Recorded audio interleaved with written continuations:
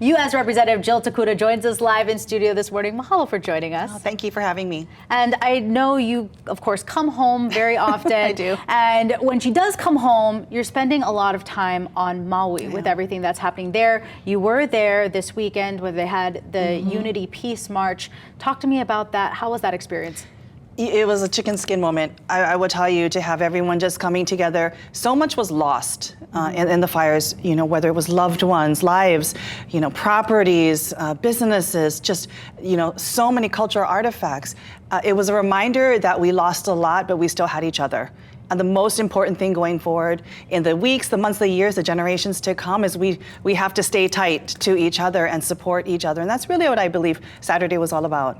And, you know, I know for those of us who aren't on Maui, and especially for those outside of Hawaii, it's easy to get, you know, forget about it. It gets lost at the bottom of the news cycle, so to speak. So, you know, for those who maybe don't have a connection to Maui, whether it's people who, like family or friends who live there, or they just, you know, it's out of sight, out of mind type of deal, what would you like for people to remember?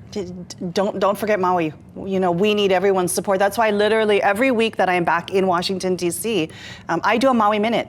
And I talk about different aspects. The last one I did talked about housing and mortgages and how Lahaina is not Lahaina without her people. And we have to make sure that people feel they have options. And so every week, literally, I take to the floor, because since the fires, we've had wars break out. We've had other natural disasters. We'll have political issues this year. I never want people to forget it's about Maui. And we need a whole of government approach to support our community, our state, to help us through this. And of course, you were here. Governor Green did his State of the State yesterday. Maui, a big focus for him and for the state, of course, in 2024. Let's talk about what you're trying to maybe do on the federal level to support that. Yeah, so you know, it was kind of like going back, right to school. I was in the state senate for 12 years and sat right there in front as governors gave their State of the State. So it was really nice to be back amongst old friends and colleagues there. You know, I do really feel that the message that Governor Green was giving and was echoed by the legislature, yes, it's about Maui.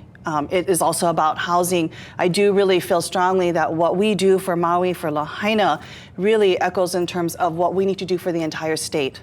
Housing is a crisis on Maui right now. We see it, but it is a crisis in every single community in my district, throughout Hawaii. And so the kind of solutions, the kind of urgency that we act on to make sure people have housing, access to healthcare, mental health services, but that we improve infrastructure, we keep our communities safe from fire.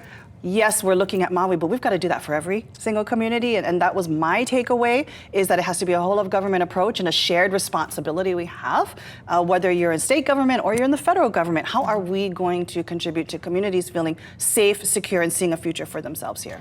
And I know that was something we've talked about the last few times you've been here with us in Good Morning Hawaii, is, you know, the whole idea of being priced out of paradise and how do we keep people here at home? What are some of your priorities as we head into 2024 to try and accomplish that? You know, sadly, from the time that I've last sat here till now, how many people have left?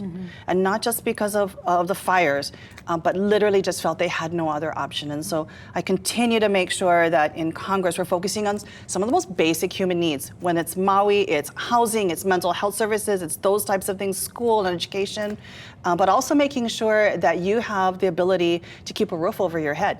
As I've told people before, there's no such thing as affordable housing. We've got to create housing people can afford at the various points of their life that they're in, whether it's a young family starting out or kupuna needing, you know, a little extra support, but really focusing things on, you know, like food, money, TANF. We get the short end of the stick here in Hawaii because food is so expensive.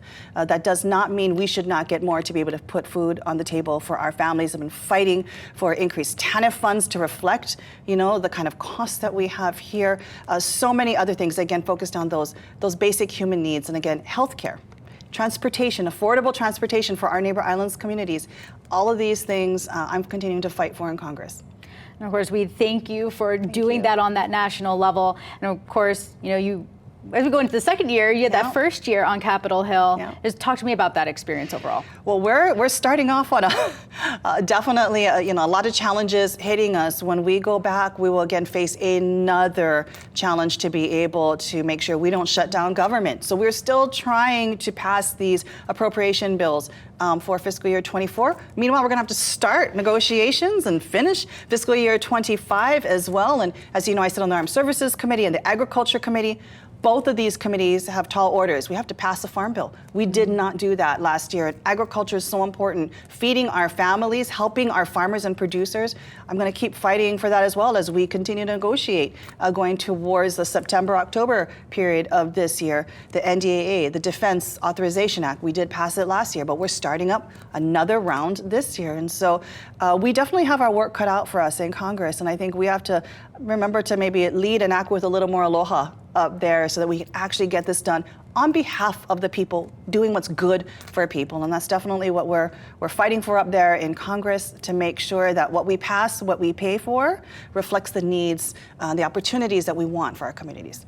Well, thank you, Representative, for joining us here this morning. Happy to have you, as always. Thank you.